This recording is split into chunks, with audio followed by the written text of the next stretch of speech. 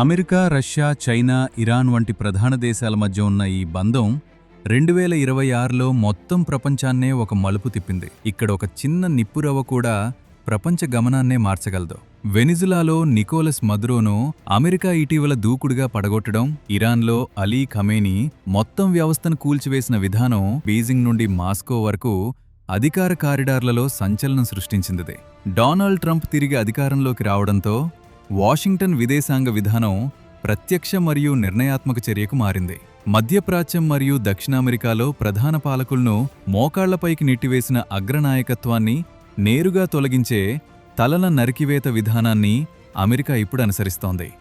కానీ ఇప్పుడు white house దృష్టిలో ఉన్న దేశం సాధారణ దేశం కాదు.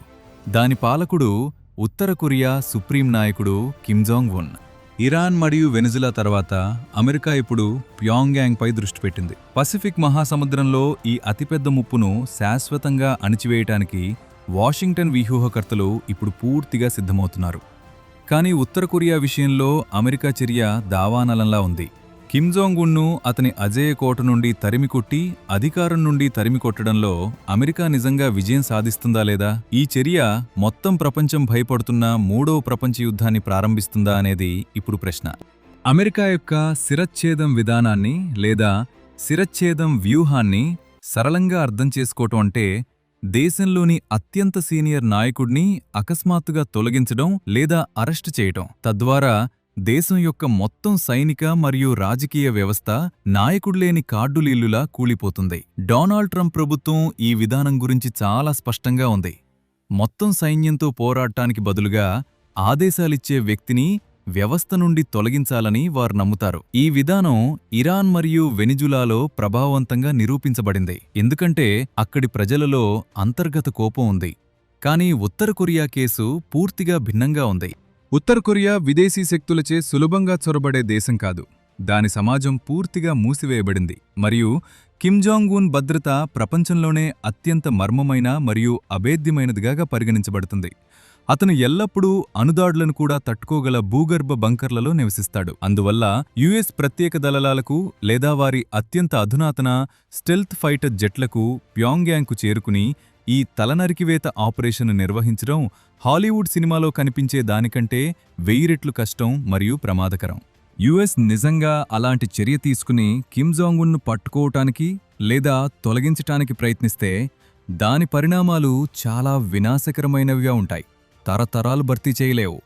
ఇటీవలి సంవత్సరాల్లో ఉత్తర కొరియా తన క్షిపణి సాంకేతికతను ఎంతగా అభివృద్ధి చేసిందంటే దాని ఖండాంతర బాలిస్టిక్ క్షిపణులు ఐసీబీఎంలు యుఎస్లోని ప్రధాన నగరాలను నేరుగా తాకగలవు.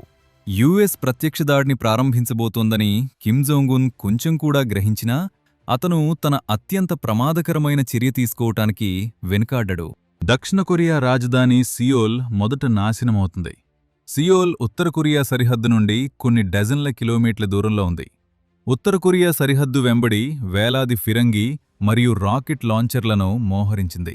యుద్ధం ప్రారంభమైతే నిమిషాల్లోనే సియోల్పై చాలా రాకెట్లు పడతాయి. ప్రపంచంలోని ఏ రక్షణ కవచం కూడా వాటిని ఆపలేవు. దక్షిణ కొరియాలో వేలాది మంది యుఎస్ దళాలు మోహరించబడ్డాయి మరియు వారందరూ ఒకేసారి యుద్ధ అగ్నిలోకి విసిరివేయబడతారు.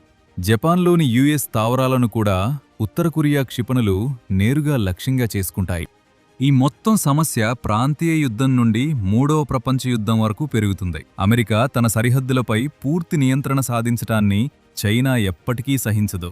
ఉత్తర కొరియా చైనాకు బఫర్ రాజ్యంగా పనిచేస్తుంది. ఇది అమెరికా మరియు చైనా మధ్య ఒక అవరోధం. అమెరికా ఉత్తర కొరియాపై దాడి చేస్తే చైనా తన స్వంత భద్రత కోసం ఈ యుద్ధంలోకి ప్రవేశించవలసి వస్తుంది. 2026లో చైనా సైనిక శక్తి పసిఫిక్ మహాసముద్రంలో అమెరికాకు కఠినమైన పోరాటాన్ని ఇవ్వడానికి పూర్తిగా సిద్ధంగా ఉంది. మరోవైపు రష్యా కూడా ఈ అవకాశాన్ని సద్వినియోగం చేసుకుని అమెరికాతో నిమగ్నమవ్వడానికి తన శాయశక్తులా ప్రయత్నిస్తుంది. దీనర్థం ఒకవైపు అమెరికా మరియు దాని మిత్రదేశాలు ఉంటాయి, మరోవైపు ఉత్తర కొరియా, చైనా మరియు రష్యాల కూటమి ఉంటుంది. ఇప్పుడు అతిపెద్ద మరియు అతి ముఖ్యమైన సమస్య ఏమిటంటే పసిఫిక్ మహాసముద్రంలో క్షిపణులను ప్రయోగించి ప్రపంచం మూడో ప్రపంచ యుద్ధం వైపు కదిలితే ఇది భారతదేశంపై ఎలాంటి ప్రభావం చూపుతుంది? 2026 నాటికి కొత్త మరియు శక్తివంతమైన భారతదేశం ప్రపంచంలోని 5వ అతిపెద్ద ఆర్థిక వ్యవస్థ నుండి ప్రపంచ సూపర్ పవర్గా మారే స్థాయికి వేగంగా అభివృద్ధి చెందుతోంది. నేడు భారతదేశం ఒత్తిళ్లో నిర్ణయాలు తీసుకోదు. బదులుగా మొత్తం ప్రపంచం మన విదేశాంగ విధానం యొక్క బలాన్ని గుర్తిస్తుంది. అయినప్పటికీ ఏ పెద్ద యుద్ధం కూడా భారతదేశాన్ని తాకకుండా ఉంచలేదు. మొదటి మరియు అత్యంత ప్రత్యక్ష ప్రభావం భారతదేశ ఆర్థిక వ్యవస్థ మరియు సరఫరా గొలుసుపై ఉంటుంది.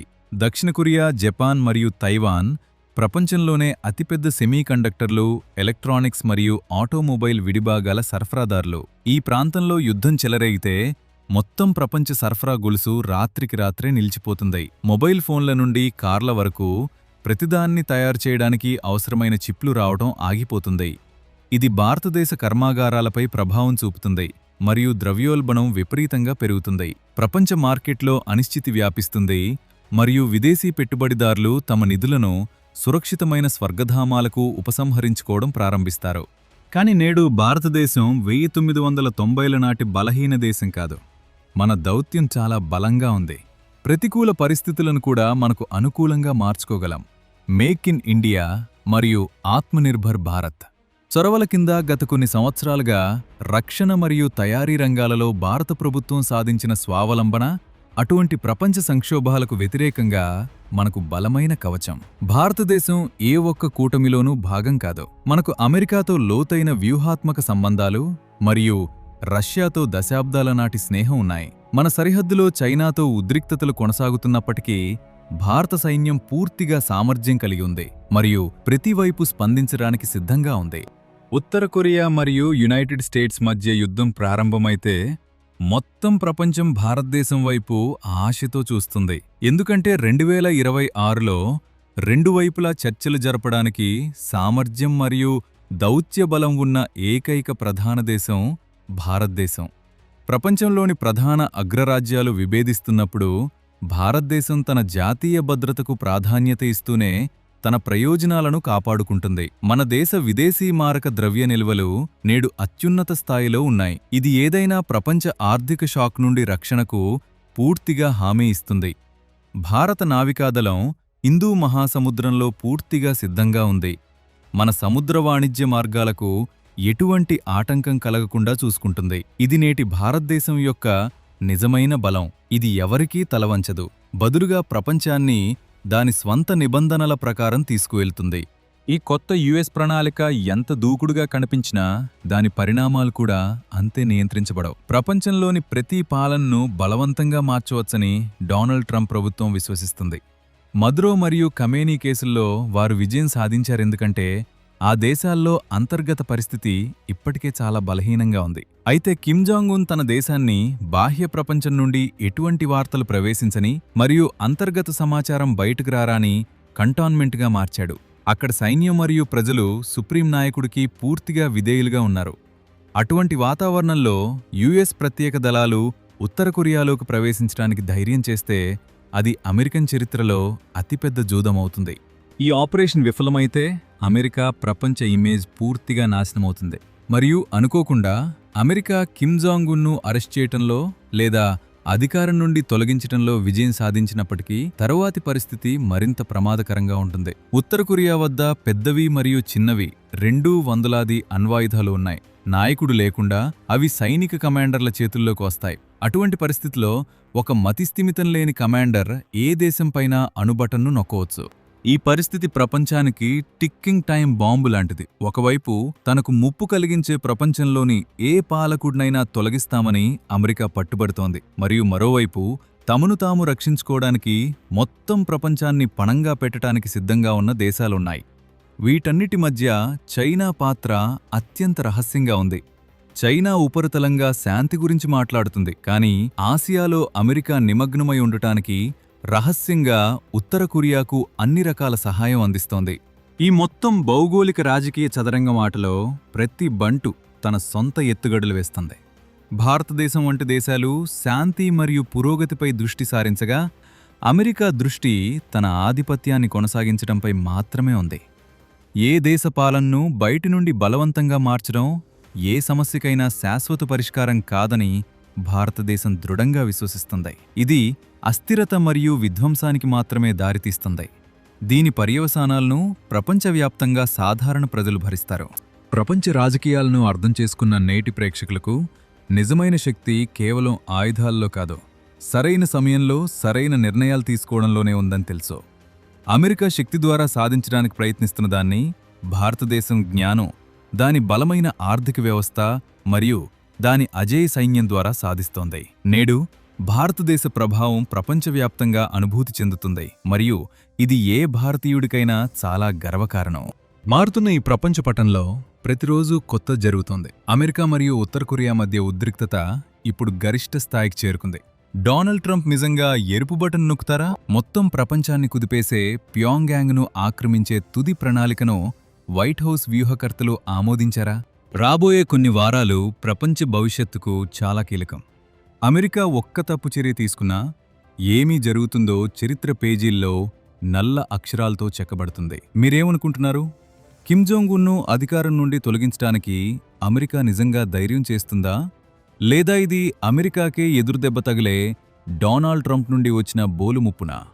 దయచేసి మీ అభిప్రాయాన్ని వ్యాఖ్యలలో మాకు తెలియజేయండి. అవును, ఈ ఉద్రిక్తతల మధ్య మరొక ప్రధాన రహస్య ఆపరేషన్ జరుగుతోంది. దీని గురించి ప్రపంచ ప్రధాన స్రవంతి మీడియా పూర్తిగా మౌనంగా ఉంది. ఆ ఆపరేషన్ ఏమిటి, మరియు ఇది భారతదేశ పరిసరాల్లో కొత్త సంచలనాన్ని ఎలా సృష్టించబోతోంది? దాని గురించి మేము మా తదుపరి వీడియోలో వెల్లడిస్తాము. అప్పటి వరకు ఈ వీడియోను లైక్ చేయండి, షేర్ చేయండి మరియు ఛానల్కు సబ్స్క్రైబ్ చేయడం మర్చిపోవద్దు. ఎందుకంటే ఇక్కడే మీరు నిజమైన, ప్రామాణికమైన వార్తలను కనుగొంటారు.